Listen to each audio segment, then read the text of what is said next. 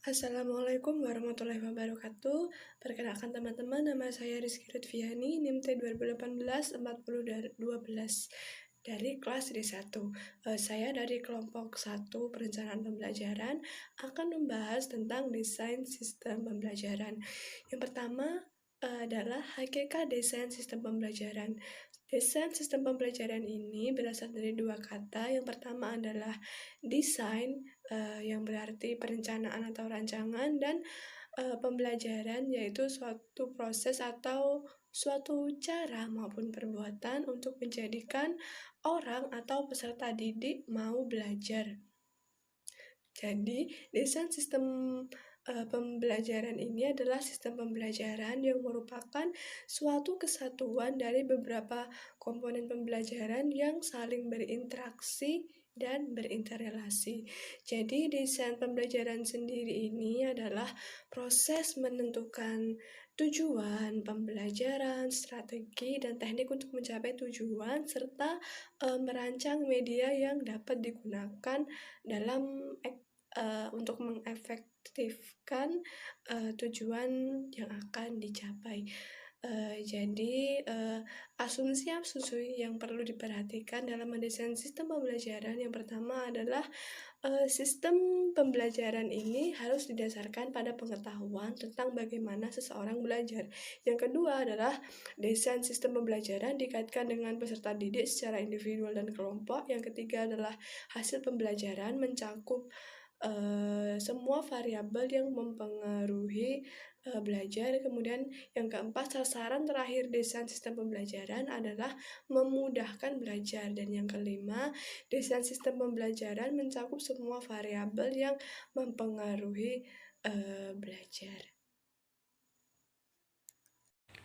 Baik, terima kasih. Perkenalkan, nama saya Siti Miftahur Rahmah, NIM T2018-4022.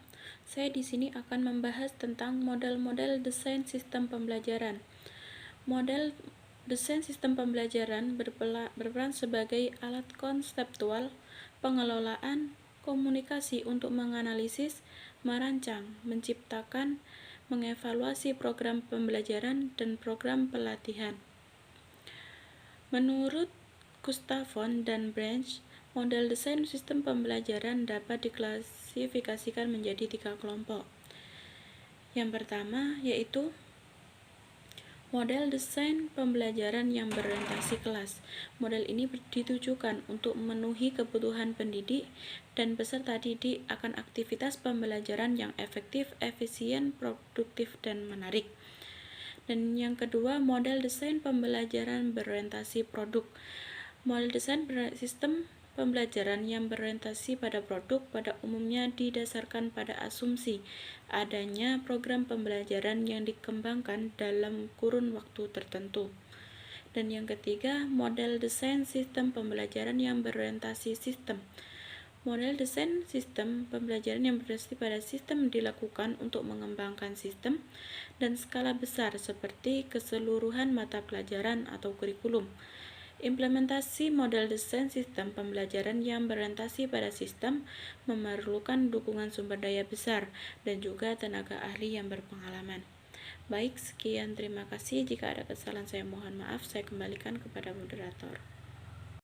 Assalamualaikum warahmatullahi wabarakatuh. Di sini saya Rika Yolanda sebagai presentator terakhir. Saya akan menjelaskan tentang prinsip pengembangan desain sistem pembelajaran dan langkah pengembangan desain sistem pembelajaran. Nah, di sini saya akan menjelaskan prinsip pengembangan desain sistem pembelajaran, yaitu prinsip ini dibagi menjadi 5 bagian. Yang pertama, prinsip berkenaan dengan tujuan pendidikan, yaitu ketentuan atau kebijakan pemerintah. Yang kedua, prinsip berkenaan dengan pemilihan isi pendidikan, yaitu penjabaran tujuan ke dalam bentuk pengalaman belajar yang diharapkan. Yang ketiga, berkenaan dengan pemilihan proses belajar mengajar. Yang keempat, prinsip berkenaan dengan pemilihan media. Yang kelima, prinsip berkenaan dengan pemilihan kegiatan penilaian. Nah, selanjutnya adalah langkah-langkah desain sistem pembelajaran. Nah, langkah-langkah ini dibagi menjadi 5. Yang pertama, penganalisaan. Penganalisaan yaitu proses perumusan apa yang akan terjadi. Yang kedua, perancangan yaitu proses penjabaran bagaimana hal tersebut akan dipelajari. Pengembangan yaitu proses penulisan dan pembuatan atau produksi bahan-bahan pelajaran. Yang keempat, pelaksanaan. Yang kelima, penilaian yaitu proses penentuan ketepatan pembelajaran, yaitu proses penentuan ketepatan pembelajaran. Nah, setiap bab sendiri menyajikan rangkuman atau pembelajaran. Sekian presentasi dari kelompok kami, kurang lebihnya mohon maaf. Wassalamualaikum warahmatullahi wabarakatuh.